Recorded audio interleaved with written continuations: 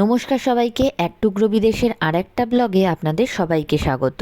একটুখানি মন খারাপ আর মুখে ভর্তি ট্যান নিয়ে আমাদের 3 দিনের পুরীর ফ্যামিলি ট্যুর শেষ করে এবার বাড়ি ফেরার পালা। ফেরার সময় আমরা বুক করেছিলাম Vande Bharat express. Comfortable seating arrangement বাদ দিলেও এইরকম একটা স্ক্রিন ছিল যেখানে 3টে ভাষায় নিউজ আপডেট দিচ্ছিল, ট্রেনটা কখন ছাড়বে, ছাড়ার পর দেখাচ্ছিল ট্রেনটার তখন স্পিড কত ছিল এবং পরের কোন স্টেশনে ট্রেনটা থামবে। তার দিকে সবে একটু মনোযোগ করেছি কি করিনি, ততক্ষণেই শুরু হয়ে গেল বন্দে ভারতের সার্ভিস। তো আমি একটা জিনিসই বুঝলাম না, কেন রিজার্ভেশন থাকা সত্ত্বেও সমস্ত লোক ট্রেনে উঠে সিট খুঁজে বসার জন্য তাড়াহুড়ো করছিল।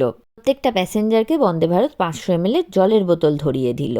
আমি আর সৈকত এই প্রথমবার বন্দে ভারতে উঠলাম। আমাদের প্রথমবারের এক্সপিরিয়েন্স তোমাদের সাথে শেয়ার করছি। এরপর ট্রেনটা নিজের সাংঘাতিক গতি নিয়ে ছুটতে শুরু করলো। আমরাও সুন্দর সবুজ প্রকৃতিকে সবে এনজয় করা শুরু করেছি কি করিনি, চলে আসলো বন্দে ভারতের খাবার।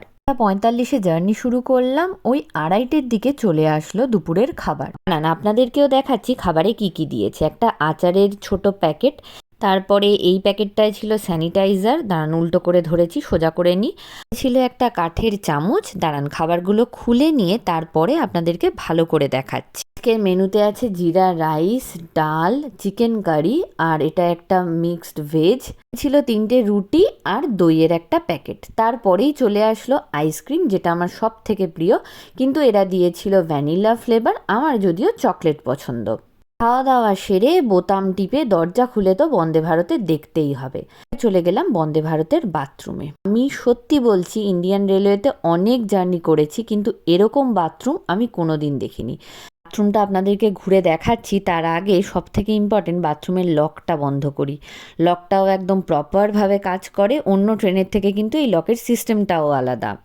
সব থেকে যে ভয়টা থাকে নোংরা বাথরুম হবে, বন্দে ভারত কিন্তু সেই প্রবলেমটাকে একদম সলভ করে দিয়েছে। প্রপার একটা বড় আয়না, বেসিন, আশ্চর্যকর বিষয় ব্লো ড্রায়ার পর্যন্ত এখানে ছিল, দেখে খুব ভালো লাগলো।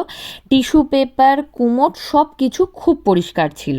তারপরে একটু বিকেল হতেই মনের কথা বুঝতে পেরে বন্দে ভারত নিয়ে চলে আসলো বিকেলের স্ন্যাক্স। একটা অ্যাপি ফিশ, মুখরোচকের একটা খাস্তা কচুরি, খুব সুন্দর খেতে ছিল এটা। আর দিয়েছিল একটা ক্যারামেল পপকর্নের প্যাকেট। আমি মিষ্টি খেতে অতটা ভালোবাসি না, তাই আমার ভালো লাগেনি, কিন্তু সৈকতের খুব ভালো লেগেছিল এই পপকর্নের প্যাকেটটা। দিয়েছিল একটা চিড়ে ভাজার প্যাকেট। হিসেবে সবগুলোই একদম পারফেক্ট ছিল। তারপরে দিয়েছিল একটা ছোট্ট কেচাপের প্যাকেট, আর সব থেকে যে জিনিসটা বিরক্তিকর লাগলো দেখে সেটা হচ্ছে একটা মশালা টি এর প্যাকেট। আমার এই প্রিমিক্স মশালা টি খেতে একদম ভালো লাগে না। তারপরে সঙ্গে সঙ্গে সার্ভ হয়ে গেল গরম জল। পরে কিন্তু দাদাকে একটু রিকোয়েস্ট করতেই ওই চায়ের প্রিমিক্সের প্যাকেটটা চেঞ্জ করে চলে আসলো কফি। মনটা এইবার একটু শান্ত হলো। দাঁড়ান আপনাদেরকে দেখাই কফির প্যাকেটের মধ্যে কি কি দিয়েছে। ছোট্ট চিনির প্যাকেট, কফির প্যাকেট, আর দিয়েছিল একটা ছোট্ট গুঁড়ো দুধের প্যাকেট। আমি সন্ধেবেলার চা কফির সাথে কোনোদিন কম্প্রোমাইজ করতে পারি না। ব্যাস এইবার সন্ধেবেলার কফিটা আমার জমে যাবে, না হলে আমার মুডটাই বিগড়ে যেত। বন্দে ভারতের এই জার্নির সমস্ত কিছু আমার ভালো লাগলেও যে জিনিসটা সব থেকে বিরক্ত লাগলো, সমস্ত ট্রেনের মতো বন্দে ভারতও হাওড়া ঢোকার আগে সেই লেট করলো। 8:30টায় ট্রেন হাওড়া ঢোকার কথা, কিন্তু সেই ট্রেন ঢোকালো 9:07। এক্ষুনি সবাই কমেন্টস করবে হাওড়া ঢোকার আগে এইটুকুনি লেট তো মেনে নেওয়াই যায়। আমি ভারতের একটা নাগরিক হয়ে এই সমস্যাকে তুলে ধরছি একটাই আশা নিয়ে, ভারতীয় রেলওয়ে যখন এত উন্নতি করতে পেরেছে, তাহলে আশা করছি ভবিষ্যতে ইন্ডিয়ান রেলওয়ে সঠিক সময়ে পৌঁছাতে পারবে।